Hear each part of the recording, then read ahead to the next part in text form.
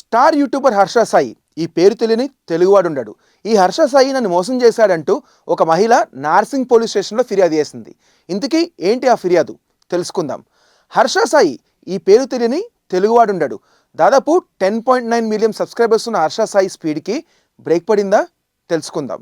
కష్టాల్లో ఉన్న వారికి నేనున్నానంటూ ముందుకొచ్చి తనకు తోచినంత సాయం చేసి ఆ కంటెంట్ని ఛానల్లో పోస్ట్ చేయడం హర్ష సాయి యొక్క మెయిన్ టార్గెట్. ఇలా ఎంతోమందికి సాయం చేసి తనదైన స్టైల్లో కంటెంట్ క్రియేట్ చేయడం హర్ష సాయి యొక్క స్పెషాలిటీ. అసలు మ్యాటర్లోకి వస్తే హర్ష సాయి తనను పెళ్లి చేసుకుంటానని మోసం చేశాడని ఒక మహిళ నార్సింగ్ పిఎస్లో కంప్లైంట్ చేసింది. అసలు ఎవరు ఆ మహిళ చెప్తాను. హర్ష సాయి ఆ మహిళను ఒక పార్టీలో కలిశాడని, ఆ పరిచయం కాస్త ప్రేమగా మారి పెళ్లి వరకు వెళ్ళిందంట.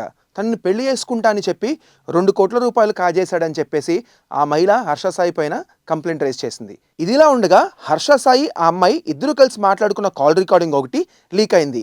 ఆ కాల్ రికార్డింగ్లో ఆ మహిళే హర్ష సాయిని ప్రేరేపిస్తున్నట్టుగా మనకి క్లియర్గా తెలుస్తుంది. మరి చూద్దాం, నిజంగానే హర్ష సాయి ఆ అమ్మాయిని మోసం చేశాడా, లేకపోతే హర్ష సాయిని టార్గెట్ చేసుకుని ఆ మహిళ ఫేక్ ఎలిగేషన్స్ చేస్తుందా మనకి త్వరలోనే తెలుస్తుంది.